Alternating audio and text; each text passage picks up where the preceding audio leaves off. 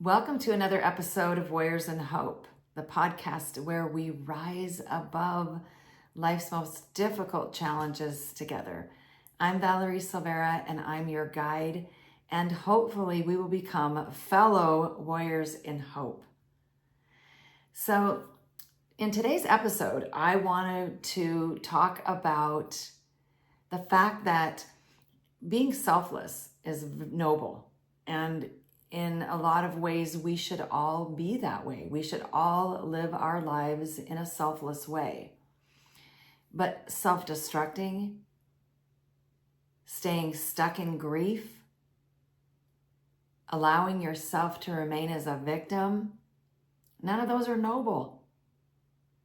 It might seem that way, especially if you have a loved one who's in a bad place. Like in the case of so many of you that have sons and daughters in addiction. And it's devastating. There's no getting around that. That's the fact. But you don't have any control over their life, their journey, or their beast. If you did, you would have taken that thing down a long time ago. But there's this kind of weird thing where we feel like we're supposed to be where they are, right? And maybe there's a subconscious thing that says, well, that's how we support them. You know, we lay down in the muck and the mire with them. Maybe not physically, but we do that emotionally and mentally, sometimes even spiritually. But how does that help? How does that help if you lay down with them? It doesn't. I mean, we are here to be more. We're here to be, it's funny, I put on this shirt because I really like the color of it, but it also says, be salty, stay lit. It kind of seems like I'm talking about tequila, doesn't it? I don't like tequila, so trust me, that is not what it's about. This is Matthew 5:13-14. And it's about being the salt of the earth and the light of the world. And we can't be any of those things if we're stuck in it. Right? How are we supposed to be an inspiration for other people? So you maybe came to this podcast because you felt like you could learn something, or maybe I could inspire you. Maybe you already think that this podcast is an inspiration to you. So that means that me crawling out of all of that has helped you, right? I'm somehow inspiring you. What about the next person that needs you to come along and inspire them? You can't do that if you're laying down with your loved one, if you're allowing your trauma to destroy you. You don't have to stay stuck in anything. There are too many people in this world that have overcome unbelievable tragedies, adversities, loss, unfairness, danger. There are too many of these people who have overcome for me to believe that you can't. That, oh, well, that's just them, but me, I'm stuck here. I know that can't be. The proof is out there. It's all around us. I'm proof. Honestly, I would have never imagined that I could live through successfully all of the stuff that I have with my daughter, with the most brilliant person that I knew, the most gifted, my firstborn child, the girl I used to say would be the first woman president. Couldn't have imagined 15 years of addiction using the word Jamie and heroin in the same sentence. Can you relate? Have there been some sentences that you've said that you thought I never could have imagined saying that and having this be a part of my life? I could have never imagined living through the knock on the door. Not just that Jamie was dead, like that wasn't bad enough, but that someone took her life. And then to not have him arrested for 2 years, and then to have 6 years of BS with the justice system and no closer to a trial. And then to have him released.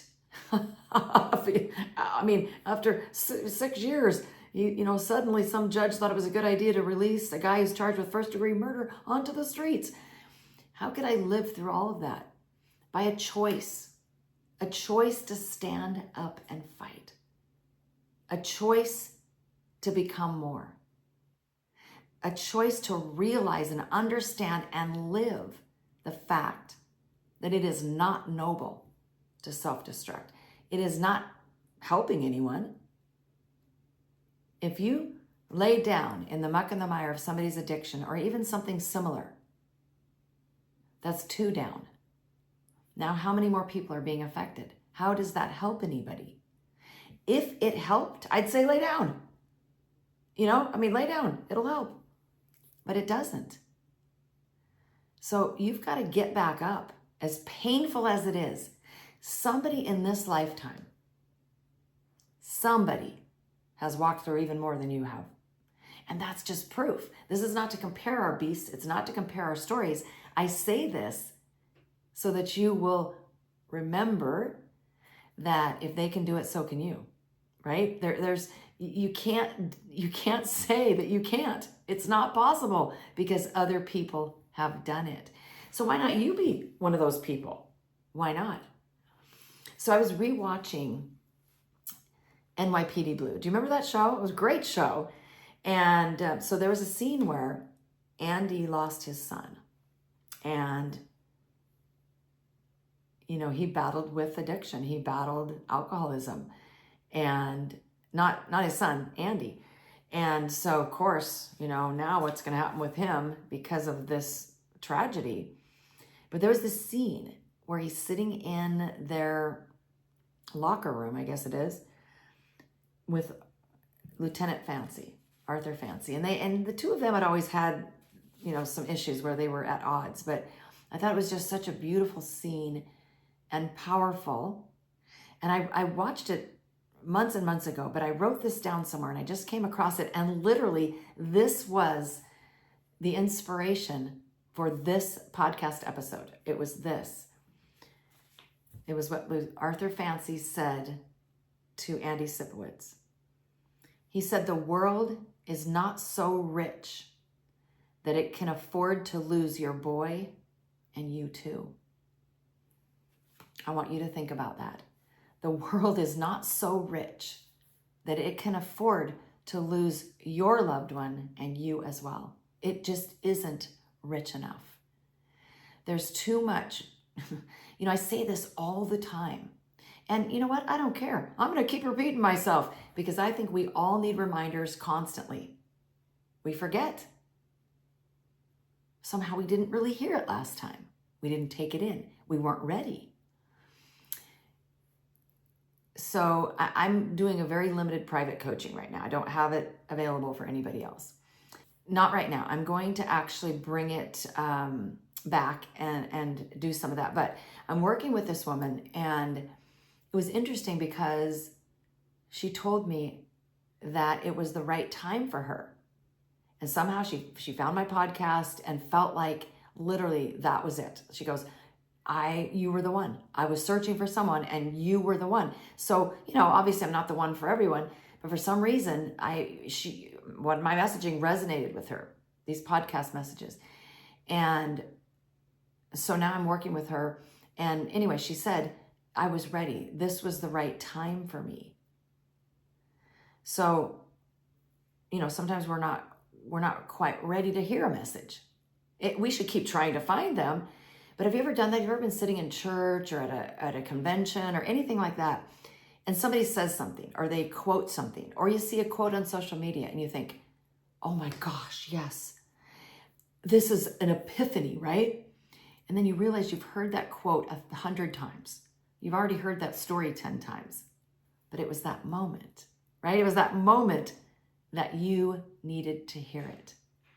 And hey, by the way, that reminds me of the Warriors in Hope app.